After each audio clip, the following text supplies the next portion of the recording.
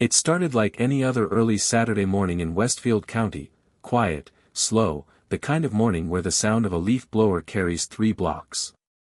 I had just walked out of the hardware store, my receipt still in hand, when I heard the shout. "Sir! Stop right there!" I turned around, a little confused, only to find 2 young officers jogging toward me, hands already hovering near their belts. At first, I thought maybe they were calling for someone else. I even looked behind me. No one.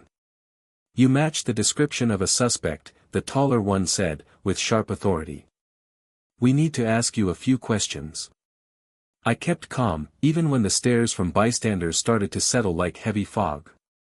"I just bought plumbing supplies," I said, holding up my bag. "You can check the receipt. I'm not whoever you're looking for." The shorter one reached for my arm. "We'll sort that out at the station." That's when I saw it, hesitation in his eyes, just for a second. Maybe it was the military dog tags that had swung into view from beneath my coat. Maybe it was the steady way I looked at them. But he hesitated. Still, it didn't stop him. I felt cold steel lock around my wrists a moment later. The murmurs from the crowd grew louder. "You don't need to do this," I said calmly. "I've done nothing wrong." "You can tell us that downtown," the tall one said. But what they didn't know, what neither of them even imagined, was that their radios were about to light up like Christmas trees. Because someone had already called it in. And that someone was my son. They loaded me into the back of the cruiser with practiced hands, like they'd done it 100 times. The younger one avoided my eyes, but the taller officer, Rodriguez, I think his badge said, kept glancing at my face, like he was trying to place me from somewhere else. The cruiser pulled away from the curb. I sat silently, still holding that hardware store bag between my cuffed hands. That's when the radio crackled. "Unit 4, respond. Urgent directive from Fort Wright." Rodriguez picked up the mic. "This is Unit 4. Go ahead." There was a pause, then, "Stand by for direct contact. Base commander is on the line." His face changed. A flicker of something like concern crept in. He pulled off onto a side street and parked, exchanging a quick glance with his partner. The next voice over the radio was deep, deliberate, and carried the weight of a man used to commanding silence. "This is General Carlton Wright. I understand you have someone in custody. Describe him." Rodriguez glanced back at me through the partition. Male, mid-60s. Black. Balding, military dog tags, dark jacket. Picked him up near 5th and Layton." The silence that followed was thick.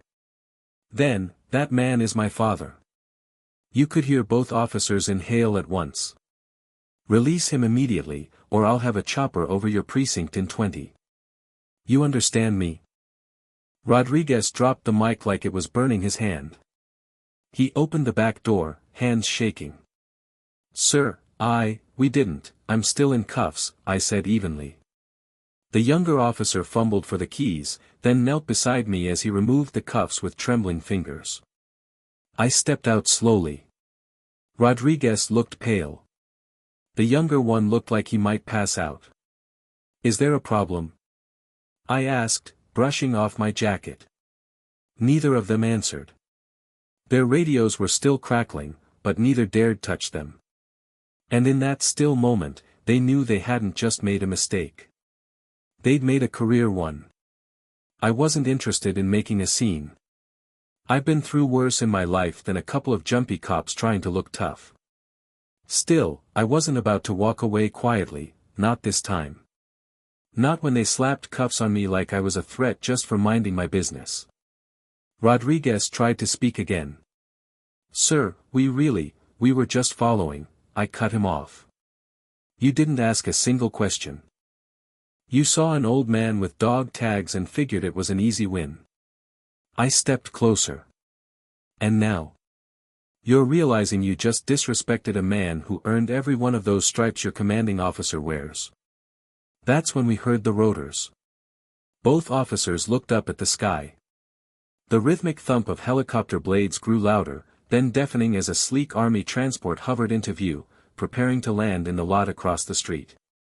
Rodriguez's mouth fell open. The younger officer muttered something under his breath that sounded like a prayer. Two black SUVs pulled up behind us. Out stepped men in uniform, real uniforms, not local precinct blues. These were military, high-ranking, and stone-faced. They didn't waste time.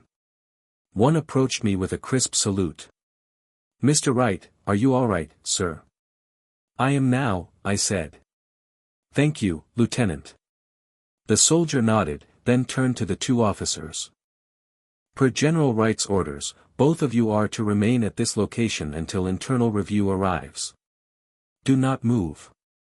Do not speak unless spoken to." Rodriguez's face went ghost white. Then, finally, the SUV doors opened again, and out stepped my son. General Carlton Wright. Decorated, respected, and more furious than I'd seen him in years. He strode over with purpose, not breaking stride until he was face to face with Rodriguez. "You cuffed my father," he said coldly. Rodriguez opened his mouth, then shut it.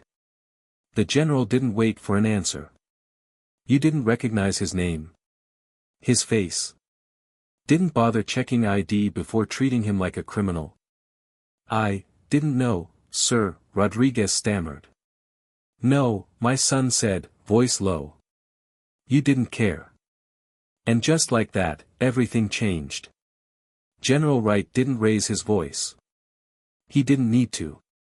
His presence alone was heavier than any shouting could have been. Rodriguez and his partner stood frozen, like cadets on their first day, watching the storm roll in. My son glanced at me, a flicker of concern in his eyes. "They hurt you?" I shook my head. "No. Just bruised my patience." He nodded, then turned back to the officers. "Do you know how many years this man served?" 32. Overseas. Domestic. Special operations.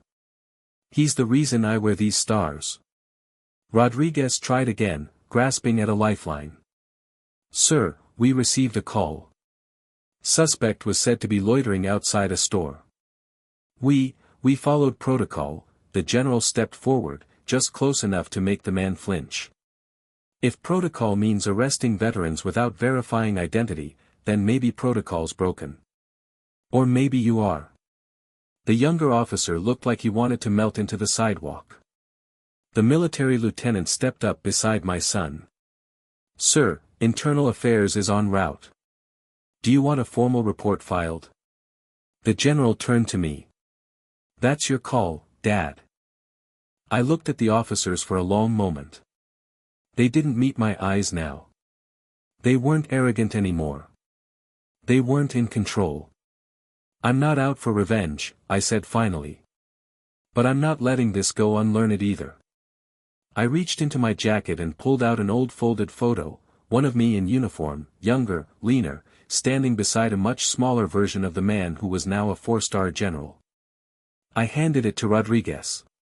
"That's who you just cuffed." He stared at it like it might burn through his gloves. His partner peeked over his shoulder and muttered, "Oh my God." My son nodded toward the SUVs. "Let's go, Dad." I turned back just before getting in. "Next time you see an old man with quiet eyes and dog tags, maybe ask his story before writing your own." Then I got in the car, leaving them standing there under the spinning blades of the helicopter that brought my son, and their wake-up call, straight to them. The ride back to the base was quiet, but not heavy. My son didn't say much. He never does when he's turning something over in his mind. I watched the buildings roll by, still holding the hardware store bag in my lap like it mattered. "You didn't have to come," I said finally, glancing at him. He kept his eyes on the road. "They put you in cuffs." A pause. "That made it my business." I gave a slight nod. "I appreciate it. But what happens to them now?" He sighed, then answered like an officer, not a son. Internal review will handle it. There'll be a report, and their body cams are already flagged. Best case scenario: suspension with retraining. Worst case: dismissal. I leaned back in my seat. I'm not looking to ruin anyone. Just want to make sure the next guy with gray hair and dog tags gets treated like a human being. He gave me a small glance. That's why I came, Dad. Not because you're my father. But because you're a soldier who still teaches what right looks like. We drove onto the base, passing salutes and watchful eyes. The sun had shifted just enough to cast long shadows over the entry gates.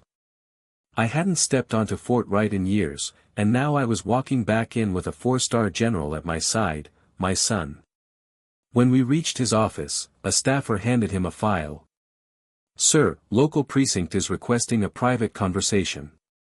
Officer Rodriguez is asking to apologize personally. Says it's important." My son looked at me. "Your call." I paused, then nodded. "Let him come." 10 minutes later, Rodriguez arrived, no badge, no belt, just a plain uniform and shame in his posture. He stepped into the room like he was walking into court. He looked at me, not my son. "Mr. Wright. I was wrong. We were wrong. We didn't take the time. We didn't ask.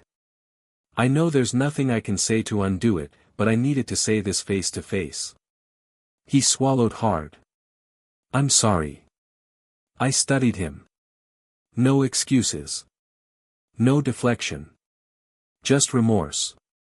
"Good," I said finally. "Now make it count." Rodriguez blinked. "Sir. Make sure you never do it again. Not just with veterans. With anyone." He nodded quickly. "I will. I promise." I offered my hand. He shook it, firm but humbled. My son waited until Rodriguez left the room before speaking. "You always knew how to discipline without a boot." I smiled. "And you always knew when to fly a helicopter into town." We both chuckled. It felt good. Not victorious, just right. Sometimes, justice doesn't need noise. Just presence. Later that evening, after the dust had settled and the uniforms had disappeared, I found myself sitting alone on the bench just outside Fort Wright's Honor Hall. The names on the granite wall glimmered faintly in the low light, names of those who never made it home. My name wasn't there. But I knew half the ones that were. I sat quietly, reflecting, not on the arrest, not even on the apology, but on the deeper problem. How fast people judge what they don't understand. How quickly silence is mistaken for weakness. My son joined me not long after, 2 mugs of black coffee in hand. He handed me one without a word and sat beside me. We watched the flags ripple in the night wind. "You think they'll really learn?" he asked eventually. "Some will," I said. "Some won't. But we don't do it for them, son. We do it for the ones watching. The ones still learning who they want to be." He nodded slowly. "I used to think your quiet was just humility. But it's more than that." I looked at him. "What is it, then?" "It's power," he said. "Controlled. Reserved. But real." He paused. "You had more control in handcuffs than most men have with a full unit at their back." I didn't answer. Just sipped the coffee. From somewhere near the main gate, we heard taps being played on a lone trumpet. A simple, clean sound that drifted through the dark like smoke. It made you stand straighter even if no one could see you. We listened to the last note fade, then stood. "Ready?" he asked. "Always." As we walked back toward the barracks, I glanced up at the stars. So many of them, some pinned on uniforms, others scattered across the night sky. And in that quiet, I remembered something my old captain once told me: the strongest voice in any room is the one that doesn't need to shout. I never thought that lesson would matter outside the battlefield. Until today. The next morning, I was asked to speak at Fort Wright's Junior Leadership Seminar, not as a guest of honor, but as a quiet witness. Carlton had arranged it. Said the new recruits needed to hear more than textbook rules. When I stepped onto that small stage, the room of young cadets straightened up. Most didn't know who I was. A few recognized me from a story already spreading across the base. None of them expected what came next. "I'm not here to lecture," I said. "I'm not an officer. I'm not in command.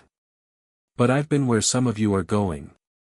And I know what it means to be looked at the wrong way, by the wrong people, for the wrong reasons." The room stayed silent.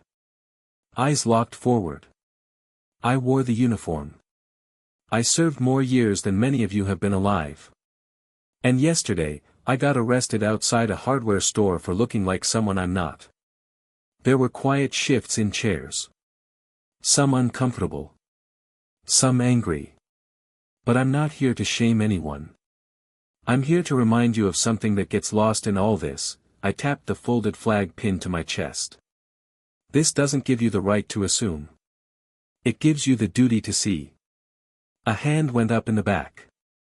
A young woman, nervous, but bold. "Sir, what would you have done differently, if you were those officers?" I nodded at the question. I'd have asked. That's it. Not shouted. Not grabbed. Just, asked. That's all it takes to turn a confrontation into a conversation. The room was still again, but this time, something had shifted. I stepped down after 10 minutes. That was enough. Carlton walked up to me at the edge of the room. "They needed that," he said. I looked back at the sea of young uniforms. We all do. Because respect isn't given by rank, badge, or title. It's earned by how you treat people when no one's watching. 2 days later, I was back home. My tools were still sitting in the bag near the kitchen door, never got around to fixing that pipe under the sink. Just as I knelt down to start the repair, my phone buzzed on the counter. Unknown number. I almost let it ring out. But something told me to answer. "Mr. Wright," a voice said, crisp and professional. "This is Major Elkins from the Department of Defense. I'm calling on behalf of Secretary Maddox." That got my attention. "Yes," I said, standing upright. "We're reaching out regarding an incident that occurred near Fort Wright." The secretary reviewed the footage personally. "Your restraint, your clarity under pressure, frankly, sir, it left an impression." He's asked if you'd consider serving as a civilian advisor for officer conduct training across select bases. I blinked. "You want me to, what, teach?" "Not teach," Elkins clarified. "Speak. Share. Show them what leadership looks like when it's not in uniform. Your experience carries weight. And your name. It's starting to spread." I turned, looking at the folded photo still sitting near my coat rack, me and Carlton, long ago. That same steady pride in both of us, just buried behind time and age. "I'll think about it," I said. "But I won't sugarcoat anything. That's exactly why he wants you." After I hung up, I just stood there for a moment. Quiet. Not proud. Not surprised. Just, centered. Because when you've been invisible long enough, getting seen again doesn't feel like a reward. It feels like balance being restored. And if I had to be the reminder for the next generation, then so be it.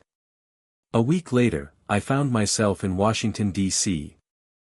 Sitting in the front row of a packed conference room inside the Pentagon. Military brass, civilian defense officials, even congressional aides were scattered throughout the audience. All of them had been briefed.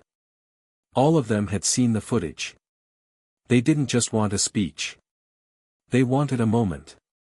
The Secretary of Defense introduced me himself. He didn't list medals or titles. He simply said, "Today, we're not just hearing from a veteran, we're hearing from a man who showed more discipline in handcuffs than some of us show with full authority." When I stepped up to the podium, the room went still. I've been saluted. I've been ignored. I've been decorated. And I've been detained. The room didn't move.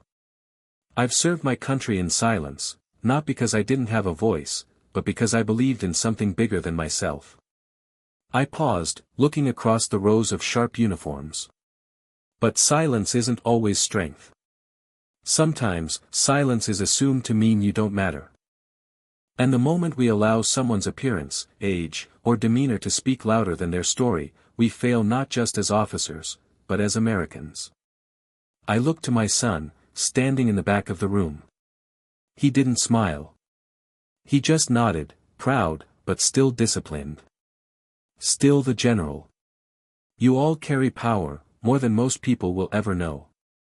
But power without reflection leads to recklessness. You don't just enforce the law. You shape the public's trust in it. And then, I ended with the same words I told Rodriguez: ask before you assume. Listen before you act. Learn before you judge. Because one day, the man you cuff might just be the father of the man who commands you. I stepped away from the podium. The applause was slow at first, respectful. Then it grew. Louder. Standing. But I didn't stand for applause. I stood for the ones who no longer could. 2 months had passed. The story had made the rounds, not in some viral frenzy, but in quiet, steady circles. Training rooms. Officer academies. War colleges. They played my speech in classrooms where future leaders were still learning the difference between power and wisdom. I didn't ask for any of it. I didn't cash a check. I didn't sign a book deal.